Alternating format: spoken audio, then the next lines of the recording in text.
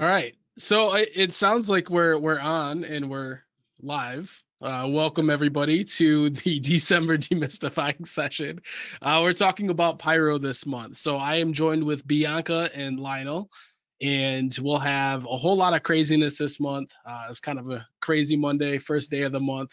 But you know how we do this. We're just gonna dive right into it and get rolling. So to kick this off, Maxon events, maxon.net/events. This is where can you see my screen still? Are we Yes, still we rolling? can. We're live. All right, awesome. It Good, works. we're here. It is working. All right, so the Maxon events, this is where you can go ahead and register for all of the cool free training that we do throughout the month. A lot of great presenters, a lot of great topics that we're covering.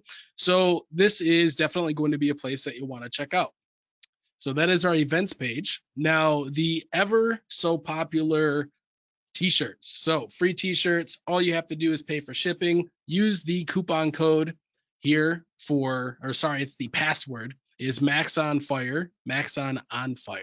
There we go. Maxon on Fire. Use this when you go to the merch store. Down in the handouts section of the webinar, you'll be able to find that. And I feel like that's about it for our housekeeping today. It is. Yeah. Awesome. So we can get to the cool stuff. So what we're doing this month is we're talking all things Pyro. So everything from how to get started, what to consider as you're starting to get into Pyro, and then also some cool demos and project files throughout the month. So today is going to be Lionel and I discussing a bit more. Bianca's going to be here hanging out in the background for questions, general cool conversation like we normally do. And I'm going to be talking to you about my first interaction with Pyro, which was actually more towards the Halloween time of year, which Halloween for me is still running. I don't know why I wear this crazy stuff, but we're still going straight Halloween mode until maybe Christmas Eve, and then we'll do a hard cut. So, all right, if you can still see my screen, I'm going to go ahead and hide that. And we're going to talk about this image. So this image was actually of my son. We try to do some cool photos. I'd like to say every year, but generally it gets mixed off a little bit. But we try to do some cool photos. I'm a cosplay photographer for those who don't know. And so I use Cinema 4D and Redshift to build cool environments around my subjects. And this one was of my son. So he told me that he wanted to have some cool kind of souls and skulls that were, emitting from the ground type of thing. Like he was a Hellraiser, maybe something similar to that, a Reaper of sorts.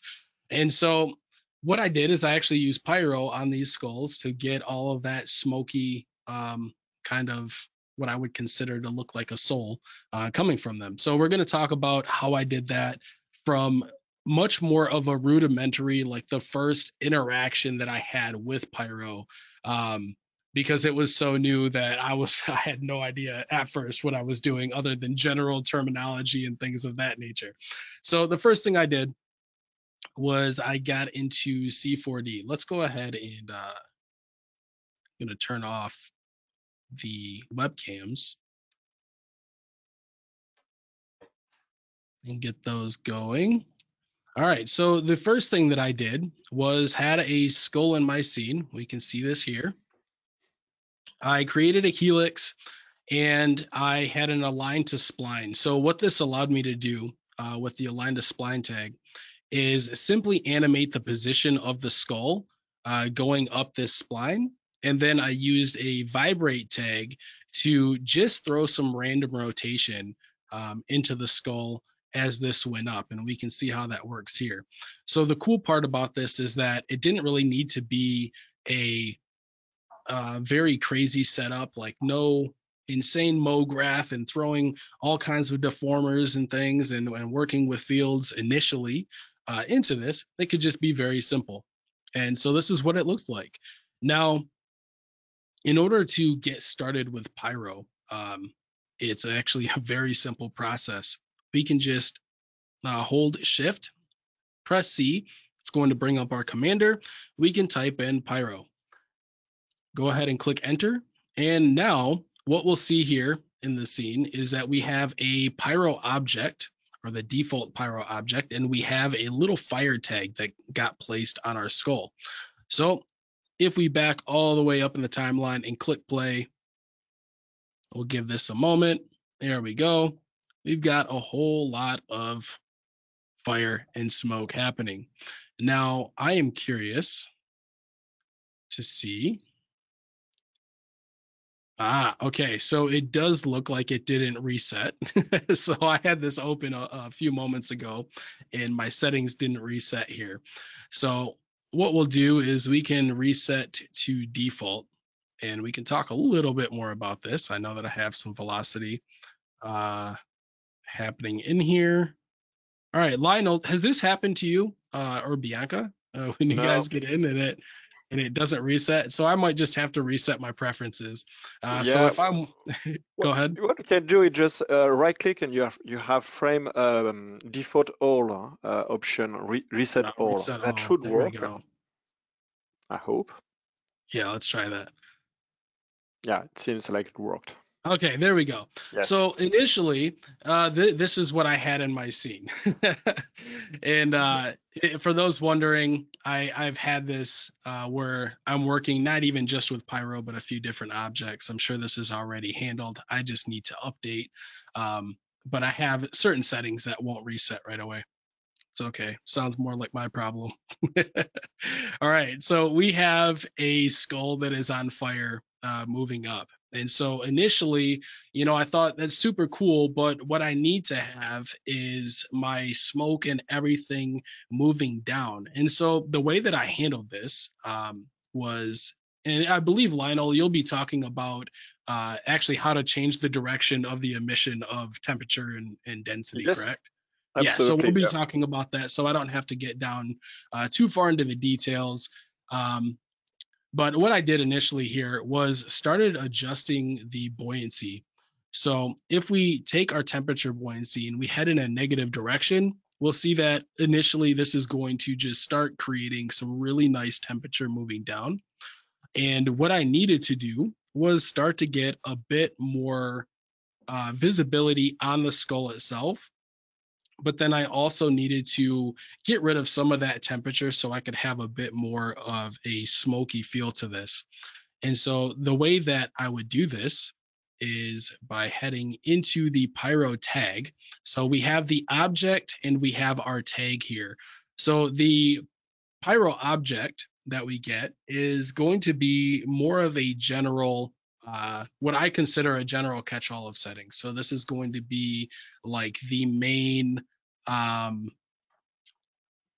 set of parameters for the Pyro that's in your scene, and the tags are going to be more of like overrides. Is that a correct way to explain that? Yes. Yeah, absolutely. Awesome. Okay, so inside of our Pyro tag, we have a surface emitter here, and then we can see that we have a surface thickness. So if we go into closer to where the skull is going to be, we can start down at the bottom. There we go. And we click play. Initially, we're going to see that we have a whole lot of fire that's emitting directly from the sphere or from the skull that we have. We can set our surface thickness to something like 2 here. Go and restart. And now we'll see that we're able to see the skull quite a bit better. Now, in order to get rid of some of the fire that we have and the temperature that's happening with this, we're definitely going to want to take our set temperature down quite a ways. And this is going to be really low initially. We can click play. And now with this, we can see that there are very little bits of orange. It might actually be difficult to see here. So at default, it's quite high. I feel like we can set that to 1,000. There we go.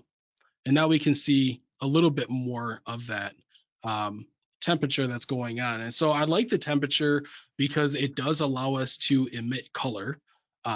First of all, so as we're starting to apply shading to this, this really allowed me to find a sweet spot of where I wanted some of this more pink and red light to be shining through some of the smoke. All right. Is there any questions or anything as we're going? Lionel, do you have any comments? Right now, no. Only about a comment about the bug with the Pyro object retaining the settings, and it's been fixed actually in the hotfix coming very soon. Awesome. Okay, cool. It makes me very happy because, yeah, it's thrown me for a loop personally, but I'm glad they're on top of it. All right. And so as we start to get through this process here of making this smoke work with the skull, I needed to have a little bit more detail in the smoke. And so the way that we would do this is by changing the voxel size. Now, just a word of caution, the voxel size is essentially the density of the smoke, not density by parameter, but it's how many voxels, or what we can call virtual pixels, are being calculated inside of the smoke.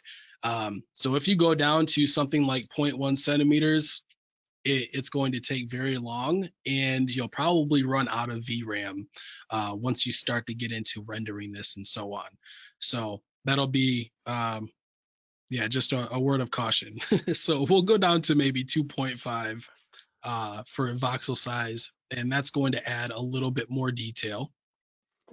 To give more context about that, it's a cubic size, so it means if you decrease the size by half, actually it's by the power of 3.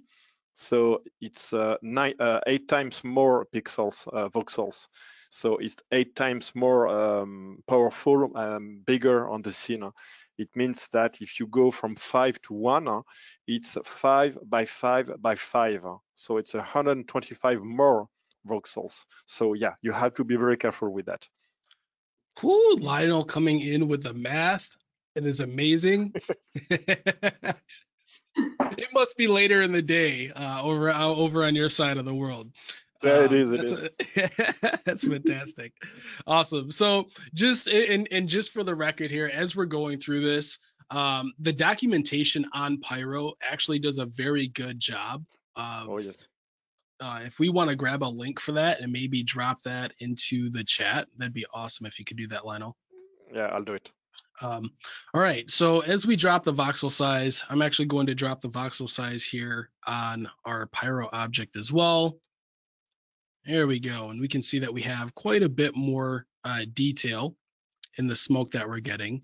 And I do know that when I'm looking at time, we can very quickly run out of time. And I know that we have some really cool examples and more complicated stuff to talk about, which is really sweet. So I'll do my best to start getting there. So as we start to get into these pretty cool strings of density of smoke for the skulls that we have here, we can start talking just a little bit about the shading aspect of this and how you would actually get your Pyro to render, because that was one thing that threw me off when I first started. So at this point, we have some pretty cool smoke. We want to get this rendered. And if we right now go into, we'll just head into the Redshift render view. There it is. We press play. All right, so now we just have our skull in the shot. And we can see this here. It's going to get a little bit buggy for me, kind of just screen sharing and doing all of this at the same time, but we just have our skull. We don't have any smoke. It's going to be weird. It seems that I don't know. Oh yes, okay, yeah, you can see it. Yep. Here it is now. Now we see your skull. Oh, okay. Anyways, so maybe it actually did lag and go a little bit off. That's fine. So inside of our default Pyro object, we do need to do a couple things. So we'll head over to the object tab. And this was initially very, I shouldn't say confusing, but it took me a while to actually dive in and figure out that these settings were what I needed to adjust in order to be able to render. So as you're getting started with Pyro, you do want to have these checked on. And if I remember right, Pyro, when you're when you're simulating it, say in your viewport, is not actually stored in C4D. And so what we need to do is tell certain parts of this information to be ported over so that Redshift can read it. Now, what I mean by that is if we head to density, we know that we have density, we have temperature, and we will have some velocity here. And so by default, these are all set to on export because you can cache this out in the cache tab and use this as a VDB on its own. But when we're wanting to render in our viewport immediately, density, temperature, velocity, that's what we'll use here right away. And we can, let's throw in a Redshift sun and sky rig. This will give us a little bit of light here. And let's see, for overrides, we'll turn our background off so we can just see our smoke. And then in the material manager, we do need to add a volume material. So this won't be the standard volume material. What we'll do is we'll head to materials and we can choose the Pyro Volume. And now the Pyro Volume material is going to be placed onto our Pyro object. All right, now we can go ahead and click play or start our render. And there we go. Now we have some cool smoke around the skull that we're rendering. So the cool part about this is that you can, if your graphics card can handle it, mine kind of chunks out at times, but you can very quickly visualize the rendering process as you're rendering, or you can simulate and visualize the rendering process all at the same time. As you start to get into bigger smoke simulations, it's obviously going to start eating up quite a bit more. Let's see, Charles is saying the Pyro material is a standard Redshift volume material with a few presets. Definitely. Exactly, All right. yeah. Yep. Okay, so from here, as we're getting into it, I'm trying to see if I can grab this. I know that it might get a little bit clunky on me. There we go. We can grab our sky object. Let's see if we can back out of the scene here. Is this actually getting chunky for you guys as well? Is it Yeah, a little bit, but it's all right. Yeah. Okay. Don't worry about that. It's we're used to it. For sure. All right. So the way that I like to light this is almost always backlit for smoke. So that's just a way to think about it is, you know, if you're rendering volumetrics, whether it's a smoky skull or you're dealing with, you know, just light atmosphere and God rays, having backlit smoke or fog is almost always going to give you a very dramatic look. And so we can just change the direction of our light and have some pretty cool results. Now, inside, waiting for it to pick up here so I can move my render view over. There we go. Now, inside of the Pyro Volume, we have quite a few options. Let's go. Let me give it a moment here. All right, there we go. I think it's picked back up.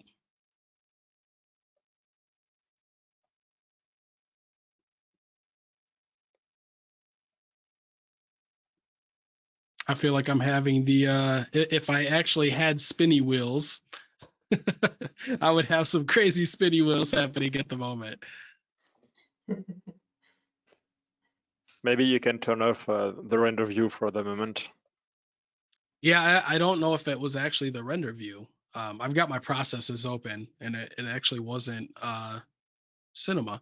I think it's actually go to or the yes, webinar. go to webinar. So that was really interesting. Yeah, it doesn't actually look like it's picking up too much better.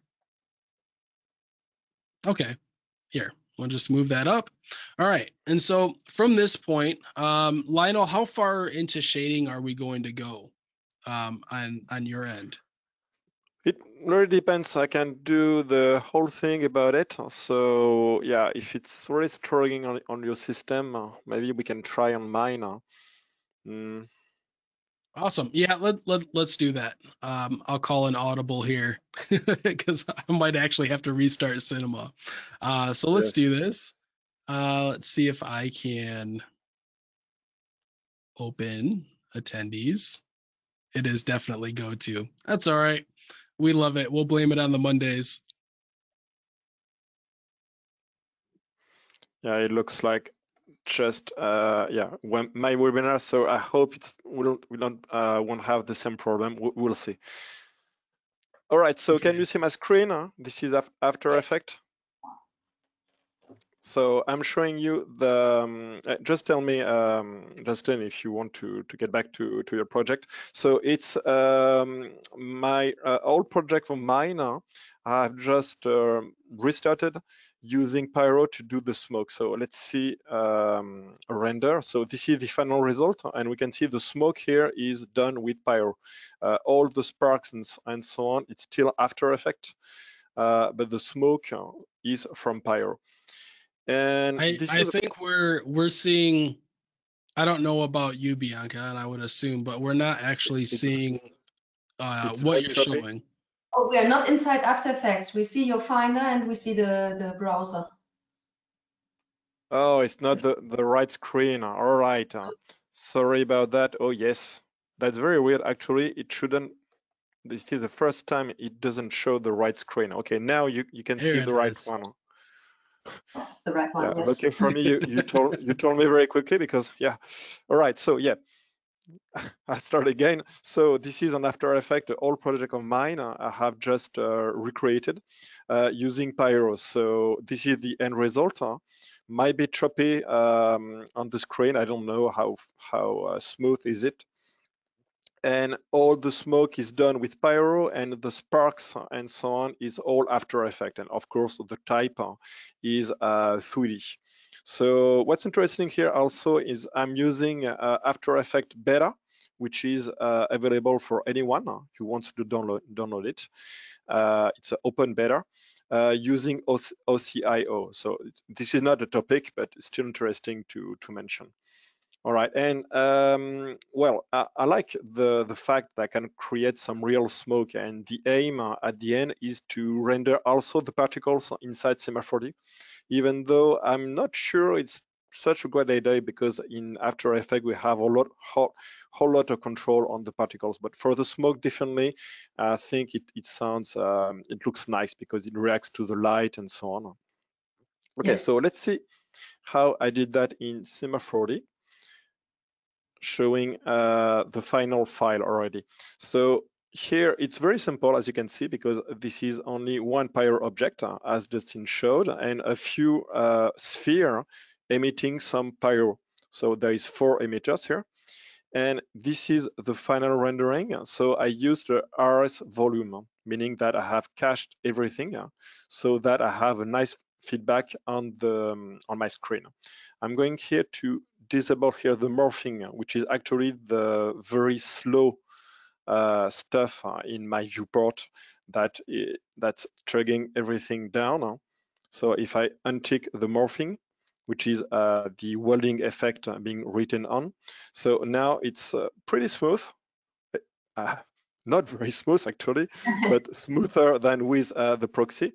As you can see, I can move on through this, and what you can see is the RS volume. I can just launch quickly, and we will see if it struggles like on your screen, Dustin. So here we'll see you have the same problem. Well, looks fine for now. Well, Oh yeah, that looks good. yeah, it seems to be all right. Okay, so I'm lucky. So this is the smoke coming from the Pyro object, but you can see there is no particles and so on because I have done that in After Effects in the second part. Okay, so it's pretty similar to what you've done, Dustin, because I'm more interested in the smoke. But what's even more difficult with this is I wanted only some puff of smoke, and puff of smoke are always a bit difficult to do even in the real world. If you have a smoke machine, they're very good to create a whole lot of smoke, but puff of smoke is kind of difficult. So I had to trick a little bit Pyro to do that. So let me show you with just a simple example of the problem I had. So this is a standard scene, default scene. I'm going to create just a simple sphere. Like Dustin showed, it's very easy to create. You can right click. So he used the commander. I just went here to simulation tag and use the Pyro. And I just hit play and it works. Okay, that's really cool with Pyro. It's so easy to set up. And just to mention here on the Pyro object, you can see here, this is the domain now. So I just want to stress this out because I have done many simulation in many software. And this is always a pain in the neck to set up everything. Usually you have to draw a big box, which is the domain, which is going to contain the simulation. And here you don't have to do it because it's done on the fly. And this is what you can see here with your the bounding box here, the size of your simulation. It's so nice because it's very easy to create just another one far away, and everything is going to update and works the way it should. Now, if I go back to my Pyro, you can see my bounding box is just the size it should be. Okay, so you don't have to guess about what is your domain size. You don't have to worry about the domain size boundaries and so on. It's so easy to use. Okay, so back on track here, I'm going to delete this one. Let's go back here. And I just want to show you another way to, if you want to create only smoke. So that's interesting, Dustin, because you wanted to have some smoke, but also you wanted to have the glow. Okay, in my case, I don't want any glow. I just want the pure smoke and nothing else. So one very easy way to do is just to ignore the smoke. So you can do that in your screen on your viewport. If you go to the Pyro object and you have all the way down here, the draw settings, and you can ask to draw only the density. So there is still some flames, which is the temperature, but here I only see the smoke. And it goes the same way for the rendering. When I do the rendering, I can just ignore the temperature, thus the flame. Okay. So I have my setup, but the problem is I don't have quite the puff of smoke I wanted if I just use here the density. So yeah, also the problem, if I just untick the temperature, there is no heat which is going to raise the smoke. So it's going just to stay like this. It's interesting if you want to create some cloud or some mist, but I want some puff of smoke.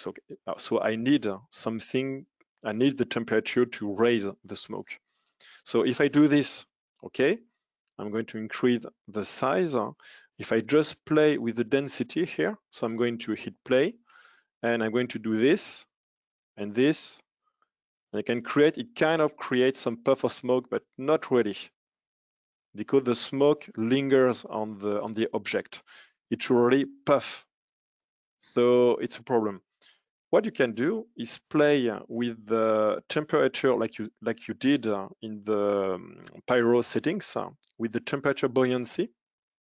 You can also just play with the gravity. So I wanted to show that because it's very counterintuitive. But actually, in simulation, it works for all simulation engine. If you increase the gravity, your fire and your smoke are going to go higher. Okay, you would think that if you increase the gravity, everything is going to crumble, I mean to stay on the ground. It's just the opposite. So if I put like minus 3000, it's going to go very high, very fast. See, it's very strong. And if you put a low gravity, it's going to be very still. See? And it doesn't make sense because it's gravity. I mean, you have more gravity, everything falls and everything stays on the ground, but it's not. It's like a multiplier. You can think it as it is. It's a multiplier of everything. So if it goes high, it's going to go higher if you increase the gravity. So that's one way to go higher, but then I still don't really have the puffer smoke. So what I used instead is to use the fuel. So actually, if you use fuel and you're just going to hit play, you're going to have something crazy. And you can see a huge amount of smoke. Okay, it looks almost like an atomic explosion. Okay, and this is because the fuel is always being emitted, and then it catch on fire, and then it produce a lot of smoke density. Okay, so first, you don't really need density because the fuel, when it's going to be burned, is going to create density. As you can see, same result. There is another setting which is interesting here. Is the fuel type. If you just set it to frame range, you're going to create a single explosion. So it means that it's going to set 10 of fuel between frame 2 and 3. So let's see. And we have an explosion. And this is some kind of puff of smoke. It's just too big. So what you can do is just set the fuel to 1, and then it's going to be much lower like this. And you can see it's going higher. It has more pressure being applied to it. And you do have these settings. Then if you go back to Pyro, you have one very interesting setting, which is here on the, where is it? It's on, yeah, on the combustion here, you have the pressure per fuel. So this is going to give more pressure, meaning that the smoke is going to expand. So if I increase these settings, and now we get back to a nice puff of smoke, but not too much smoke. Okay, the pressure is going to give that energy, but because I have set here my amount of fuel pretty low, it's not too much. It's not like an atomic mushroom. So let's go to maybe 0.3. You can see now we have our puff of smoke. So this is the idea I used. The other thing I used is play with the velocity. So this is very interesting because it can move your smoke to a direction. So for example, here, for example, set to movement. It means that if you move the sphere, it's going to follow the movement. Also, if you put on the sphere, for example, an animation tag, the Vibrate tag, and then use the rotation, I'm going to give quite a lot of rotation. You can see something happening. It's not very strong, but if I go back here, we can increase here set to movement. Okay, let's go to 1000. I'll be very strong. As you can see, it's going to put smoke almost from everywhere. So I thought that was an interesting look also.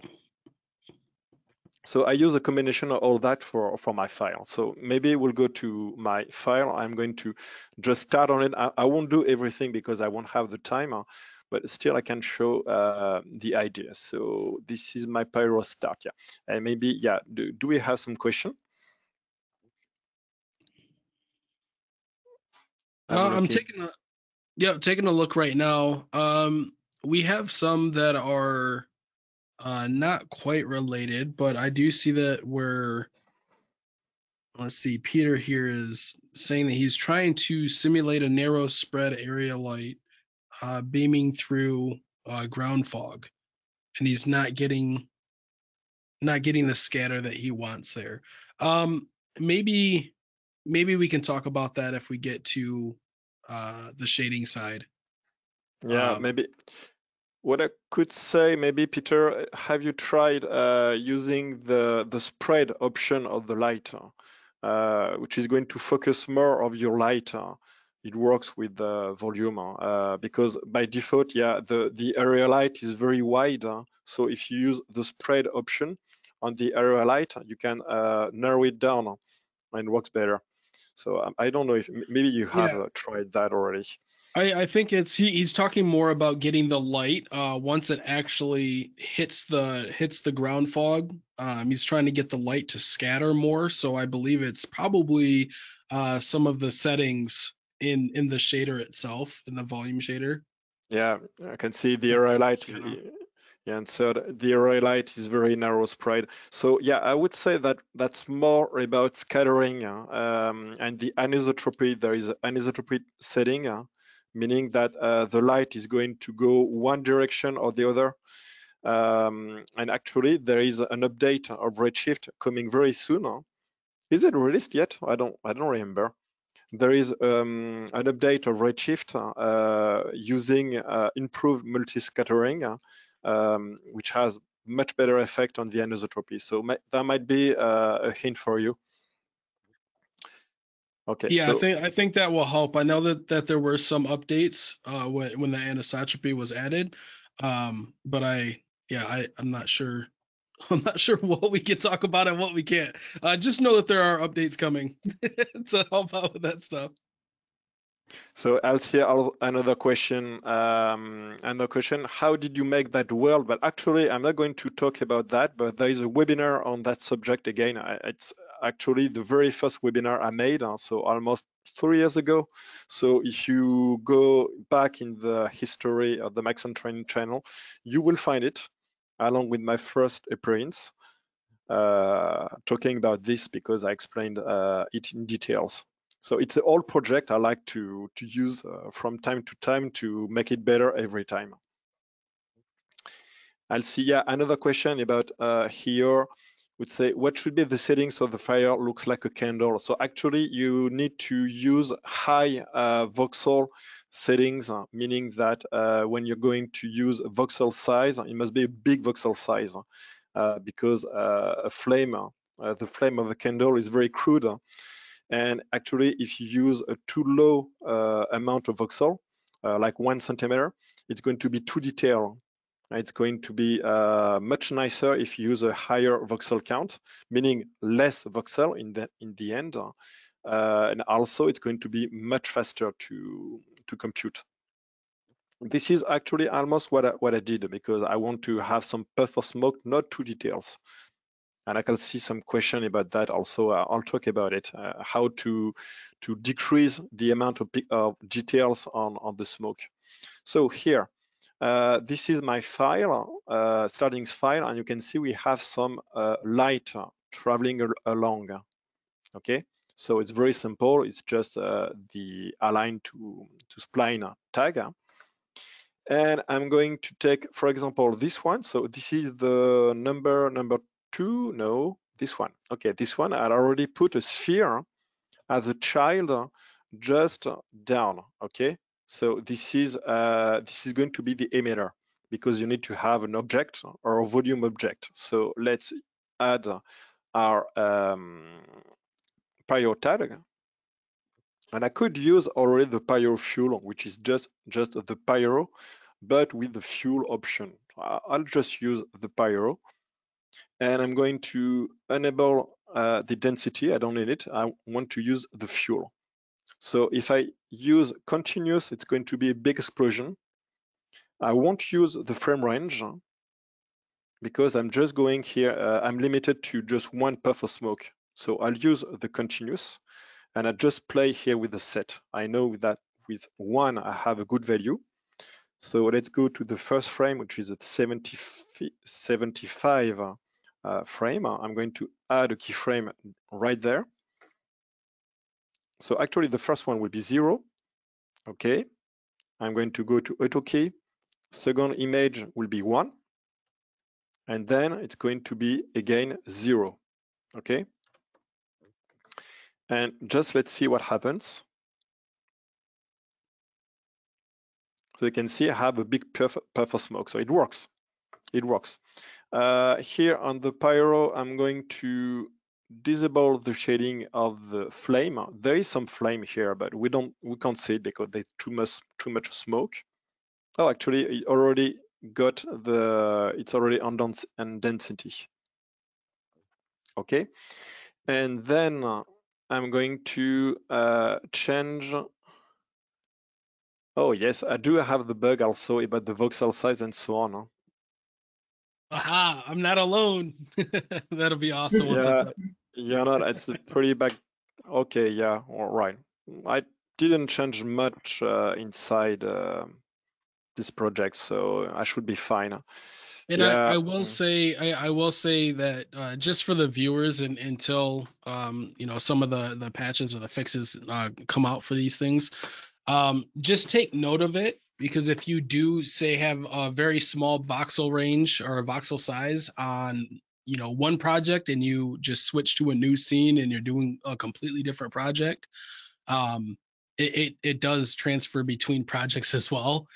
So just keep note of that as you're Yeah, working, and just make it sure to save, as always, save often when you're doing any type of it, work. it Period. has a huge impact, because you can see here I got back to 5 centimeter and I actually have a better looking puff of smoke, because of what I've said. With the lower value, you will have less definition, and very often that helps if you want to have a candle, for example. Also here, because I don't have that many details, as you can see. It's just a puff of smoke with not too many details. Okay, so that's already interesting. That's almost the kind of look I wanted to have. I'm going here on the Pyro just to add a bit of substeps. This is going to increase the quality, and also because my object is moving a bit faster. So let's go to 1. Let's go back. You see it's a bit more defined. Also on the Pyro here, I'm going to decrease the turbulence. So the turbulence of the air, if I put it to 0, I will have less of well, turbulence, but there will still be some turbulence because of the heat and so on, creating that kind of vortex here. But we're interested in those vortex because the smoke is never still. So here, this is interesting. You can see we have some nice, it's interesting. And what I could do also here is play with the velocity. So yes, I go back to this tag, the tag here, and the velocity. We have the set to movement. I can try to change a bit of those, add to velocity. So here it's going to move the smoke on the y direction, so up. So instead I could put 0 because it's already going up because of the temperature and so on. But I can try to put it, for example, to this direction. So positive 1 on the x-axis. You can see here with my mouse, it's on the right. And Hudot, it's not going to show very much. Well, let's go to 1000 when we should see the difference. Yeah, you see it's a bit more on the left. Don't hesitate to try crazy amount to see what's going on. So you can see here with 8000, it's very obvious. So that's one way to do it, or the other way I would think is more interesting is go back here to set to movement and use the trick I showed using the animation tag, because it's going to move everywhere with the random value. So animation tag, vibrate, let's use the rotation, increase, and that should do it. And because I have set the velocity here 800, that should show. Let's see. Yeah, you can see. Yeah, I really like the vibrate tag for these type of things, because it is very random but also very predictable once you understand it and you start working with it a bit more. Yeah, Yeah, exactly. You see here going to 400. Now it was too fast before, too much, and now we have 2 puffs of smoke, one there, one there. That's pretty, yeah, I like it. And then from it's almost finished now. You just have to add to play with that. So that's what I did.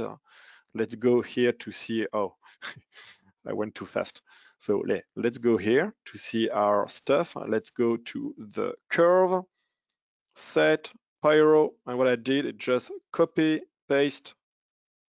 So that's one puff of smoke, another one further along, etc., etc. And let's see, one puff, another one.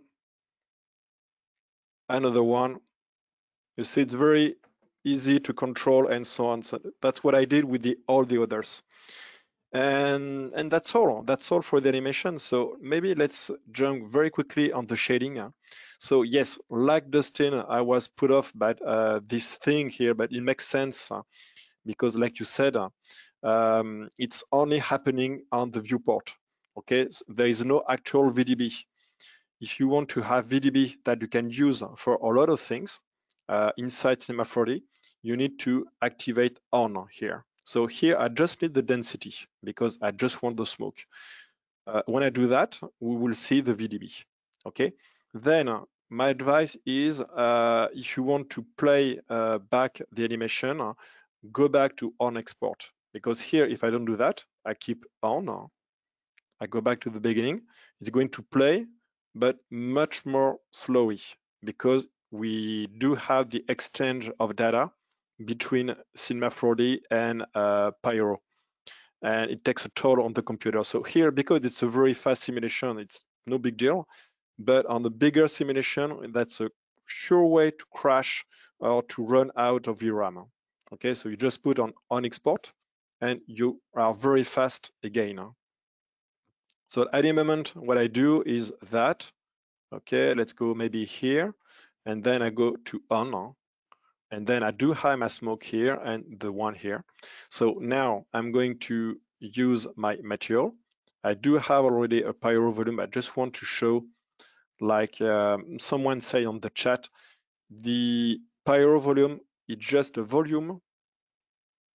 So the standard volume you're going to put there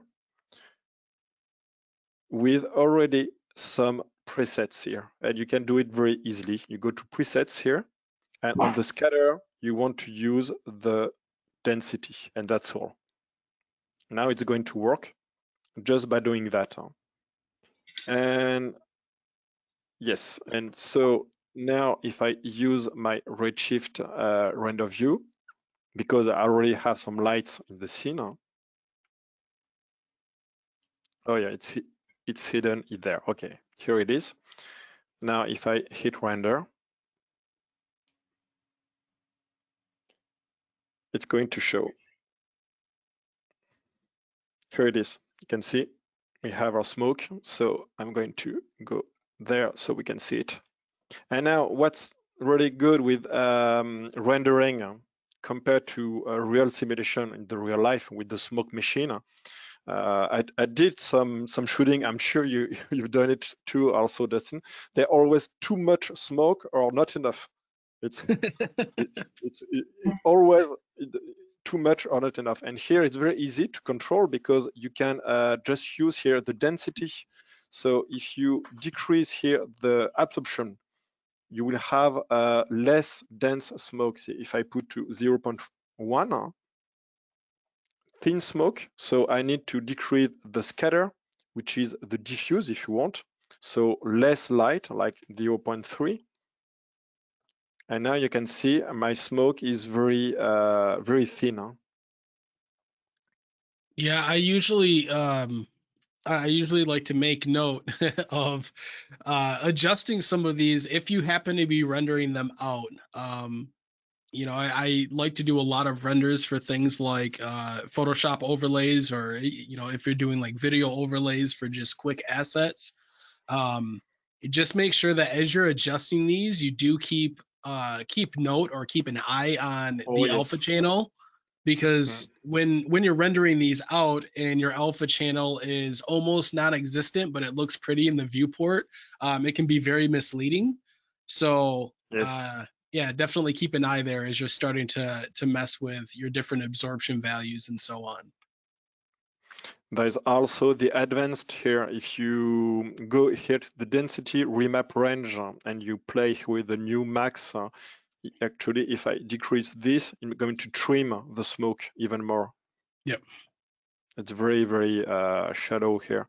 And if I increase it on the opposite, I'm going to make it thicker. It's not exactly the same thing as playing with the absorption. It's difficult to explain, but it's really different stuff you can play with, and it works. And Yep. here, I don't know if the anisotropy is going to work on this one, because I have actually a point light, which is very strong here. On the anisotropy is going to work better with the backlight. So let's see here if I use, yeah, too much light on the scene. Or you can see here with the lower anisotropy, it's the direction of the light inside the volume. It's not very impressive on this file. You can see the effect. In my case, it doesn't work that well because I have too many lights in the scene. I should exclude some lights, but if you have only 1 or 2 lights, it's going to have a strong effect. So that's it. This is the shading, very easy too. You can color your smoke if you want with the tint. And actually, I didn't do that. I just made a render, but to have a render, really don't try to, this is just to try stuff out. If you want to make a final render, you're going to export. So you could use the cache, but I don't really like it because I don't like it. So I just use here on the Pyro. I take the Pyro and I'm going here to the export and I use here the volume. And don't forget here to tick the animation. Okay, it's going to render a VDB file. And then you can use that VDB file in the RS volume object. So that's what I did here. RS volume object that you can create actually right here. No, not right here, here. Yep. RS volume. And then you can put it here and use the animation and so on. What I like is it's very easy to trim down here the maximum points to display. If I put just 5, we won't see almost nothing, so it will be very fast to play. So because we'll just say it's because it's Monday. And I'm gonna keep throwing little tidbits of notes in here. Once you're exporting, and you're creating a VDB file, sometimes I found that it works better if you store it on your main hard drive, so like on your bootable disk, yes. like in a desktop file, and then Yes. move that off to a different location after it's done. If you have a huge like simulation, kind of a full scene, just be aware that VDB files can be very dense in size, yeah. but it does work a lot better if you render to a local hard drive and then move that off to an external. This is exactly my problem here. On this computer, I worked on my downstairs computer, which has a very fast SSD drive. So this one is working on the network.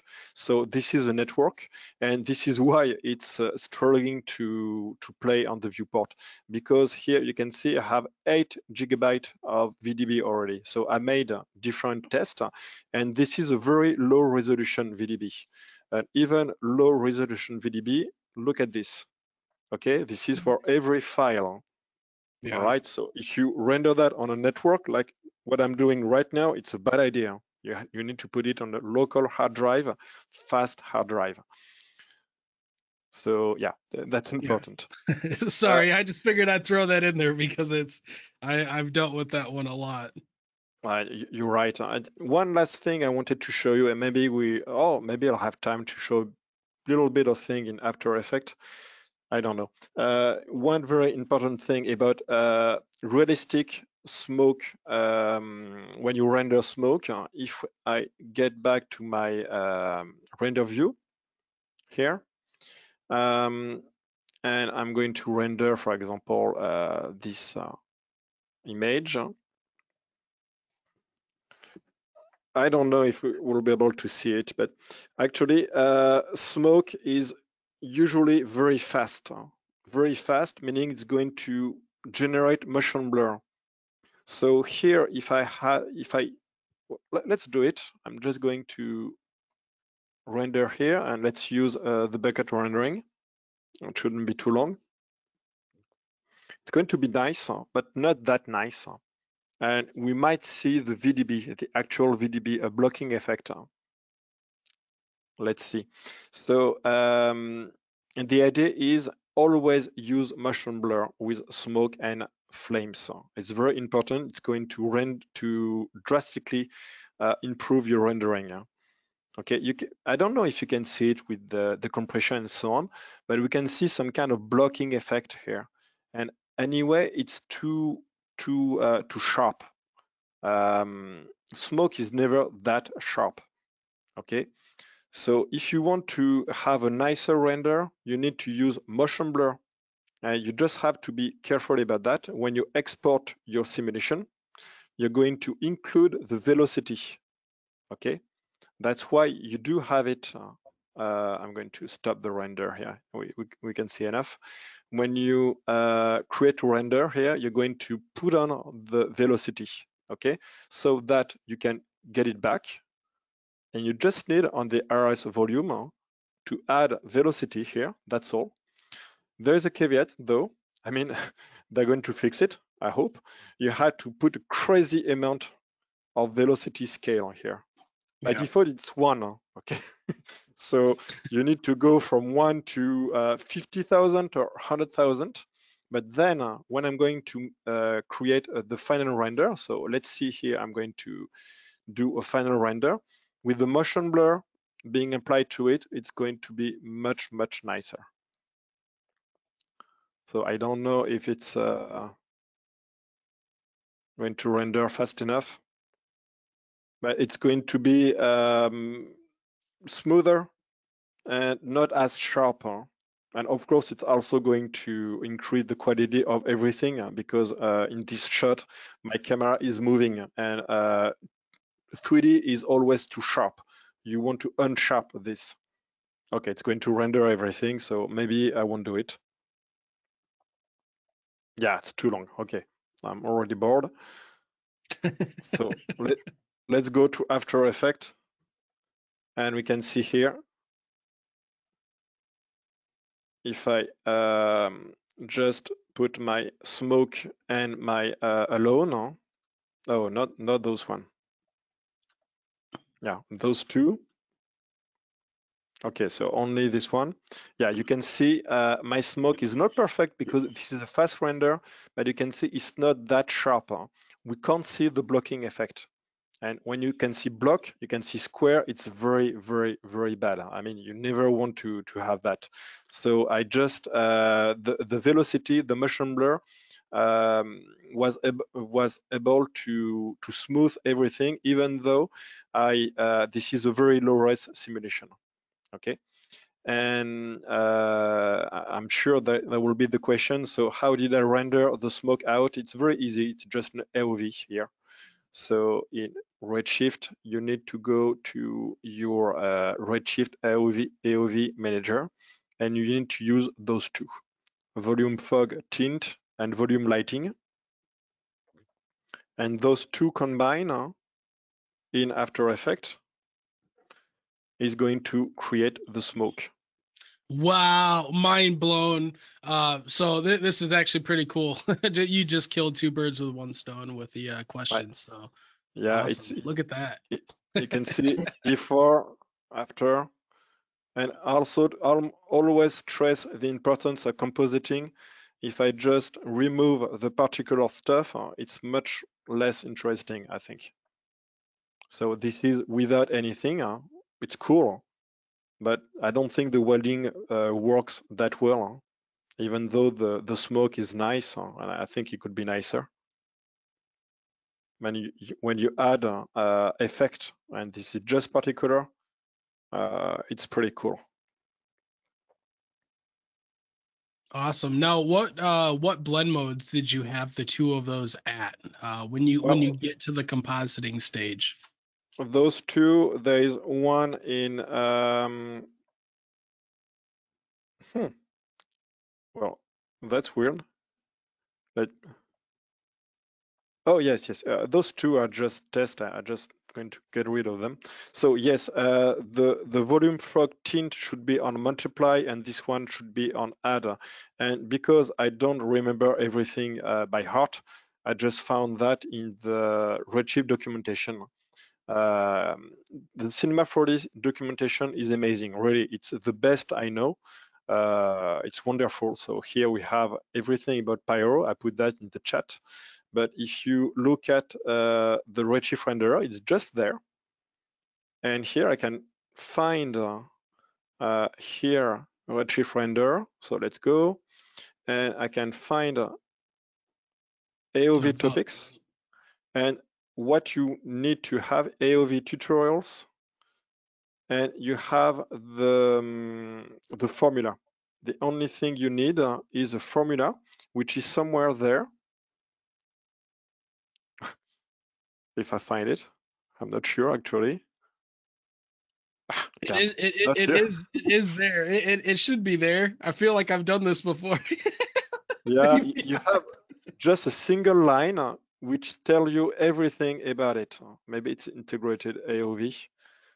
Computing standard AOV. Is it that?